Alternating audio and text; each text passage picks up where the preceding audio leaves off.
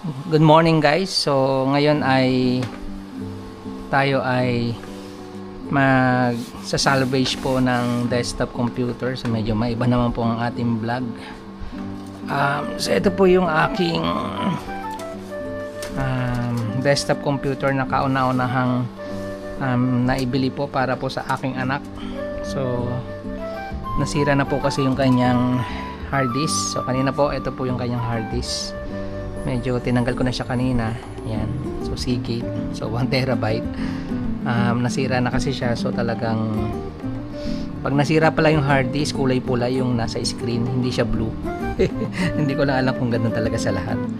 So ngayon meron akong lumang PS4. So na binili ko rin para sa aking anak. Ayan.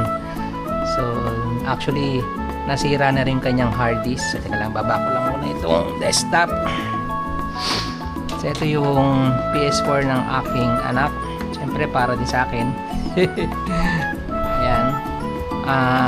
So, natanggal ko na yung cover niya kasi somehow, iniisip ko, yung hard disk niya ay pwedeng gamitin sa desktop.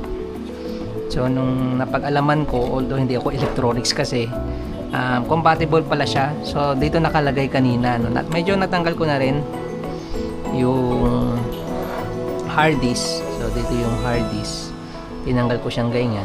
So nilipat ko na siya ngayon dito sa ito yung cover no? Ito yung cover ng PlayStation. Ayan, tinanggal ko na siya. Ang dumi pala no? Ayan, ang dumi pala. Ayan. So ito yung pinakakuling fan ng aking PS4. So talagang medyo hindi na tayo masyadong naglalaro ng PS4. Tsaka yung anak ko hindi na rin siya masyadong naglalaro. So ngayon yung hard disk ng PS4 nilipat ko dito sa desktop kasi nga po nasira itong hard disk ng desktop ko na 1 terabyte. Although itong ipapalit ko dito is also 1 terabyte. So nasan ba yun? Ito to, kung nakikita nyo, ito yan. So nakapitan ko na siya. Compatible pala no. So ito yung kanyang data cable, tapos ito yung kanyang power supply. So nakakonekta na siya dito sa ating motherboard. So ngayon tatry natin kung siya ay ma-install natin ng Windows. So meron tayo dito installer. So ayan, ito yung ating Windows program. So ngayon try natin i-connect no kung siya ay pwede pa talagang i-salvage. Okay? So mamaya guys, hindi. Papakita kong paano ko i-assemble, although madali lang naman siya. So syempre kailangan natin ng yan, mga accessories niya. So meron tayong monitor. Ayan, ang monitor, ito yan. Then keyboard, then syempre kailangan natin ng mouse, power supply. So check lang natin kung gumagana ito. Ay, sana gumana para at least medyo makatipid tayo no. Hindi na tayo bibili ng hard disk. So try natin mag-recycle no ng ibang pyesa from PS4 papunta rin sa ating desktop. Try natin. Ano ba to? Ito muna yan.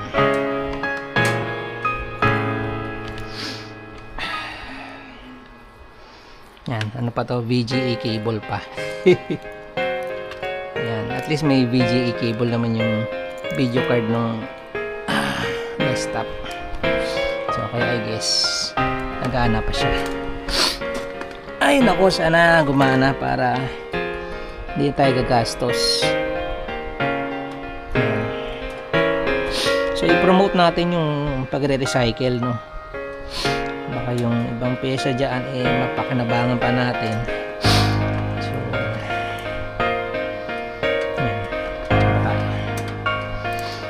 Ay nako.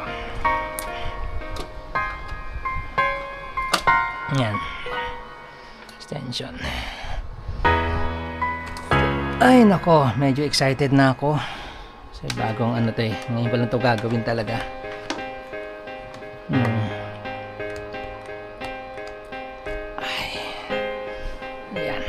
Okay. Let's try. Lapit natin ng konti. Ay, sana mag-boot. Kahit mag-boot man lang. Okay na ako.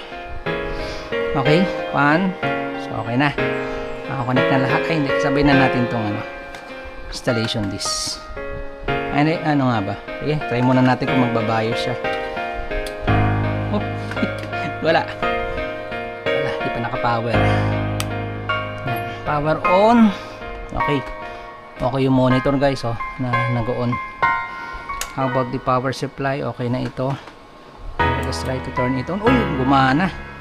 Then, na-on pa lang siya. Power. So, ayun, gumana, oh, Asus or Asus. Oh, no keyboard detected. Oh, why? Ay, oh, pala, keyboard. So, try natin connect ng keyboard. Pati yung mouse pala, hindi pa nakabit. Ayun, oh. Okay. Oh, gumana siya guys. Ayan o, nakita nyo ba? Ayan. SATA, uy, 1 terabyte nga siya. So, pwede. So, working guys. So, nare-read yung ayan, gumagana rin yung mouse, I hope. Oh, yeah, wala. Gumana. Bakit? Ayan. Yun, manggana na yung mouse.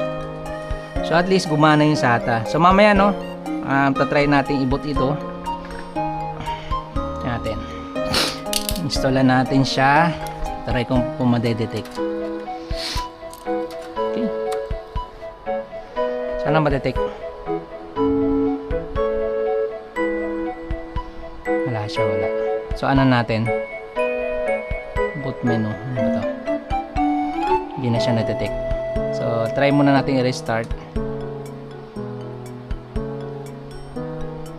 Save and exit tayo. Yan. Try natin kung magbo-boot siya. F2 tayo. Punta tayo sa BIOS setting. Sana ay, hindi nabasa. Oh my. Okay guys, mamaya na lang. Stop ko muna tong recording. So, troubles ko muna ito. So, sige guys. Thank you for listening.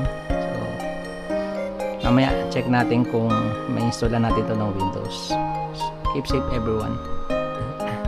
Good morning ulit guys. Ayan na. Medyo gumana na yung ating nag-boot na no, yung ating Microsoft program installer Windows. Ayan. So let us see kung siya ay mag-i-install ng dire-diretso. So dito tayo sa may partition. Ayan. Saan tayo? So dito tayo sa unlocated space. At siguro ito yung 1 terabyte. Natin maintindihan itong mga to eh. 300, 600. Saan ba yun? Try ko yatong sarado. 1, 2, 1. Bahala na. Na lang siguro.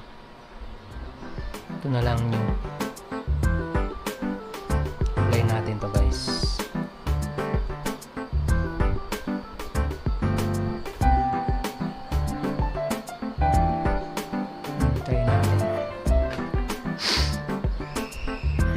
Sana gumana siya.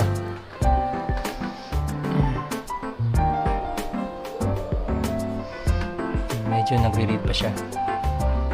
Yes, na reformat na siya. Pero ang daming partition, no? Hindi ko alam kung sige na, pwede na yan. Let us see. May reserve siya. 16 ano ba to? Sige. Ayun na natin to. Select na natin to guys. Then next. Yes! Ayan, copying window files na tayo. Ayan. So, pause ko muna tong ano guys yung recording natin. So, somehow check natin kung siya ay mag-install. So, mamaya na balikan po natin. Good morning ulit guys. Ito na. Gumana na siya. Natapos na installation. So currently, ini-install natin siya ng Microsoft Office Professional Plus. Kaso version ano lang to? 2016. Okay. So at least so ngayon na pakita natin no, na pwede pala talaga na or compatible pala talaga yung tawag doon hard disk ng PS4 sa desktop. So guys, if ever na mangyari din ito sa inyo, so somehow pwede nyo po siyang gayahin ano. So wag po natin sanang masayang no, yung mga sira nating gadget no? So somehow pwede natin kunin yung mga pyesa. So ito kasi kung ano pa yung masasalvage ko dito sa PS4. Ayan. Alam ko may CD pa yata dito. So sige guys, so successful tayo guys. So thank you for watching guys. So see you next time. Bye bye.